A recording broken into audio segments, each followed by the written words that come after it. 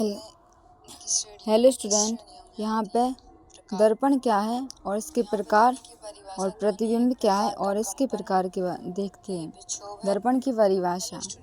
दर्पण कांच का ही एक भाग होता है जिसकी एक सतह चिकनी तथा दूसरी सतह परावर्तक अर्थात पॉलिश की हुई होती है। इसे दर्पण कहते हैं। दर्पण दो प्रकार के होते हैं, समतल दर्पण और गोलीय दर्पण। और गोलीय दर्पण भी दो प्रकार के होते हैं, अवतल दर्पण और उत्तल दर्पण। प्रतिबिंब क्या है?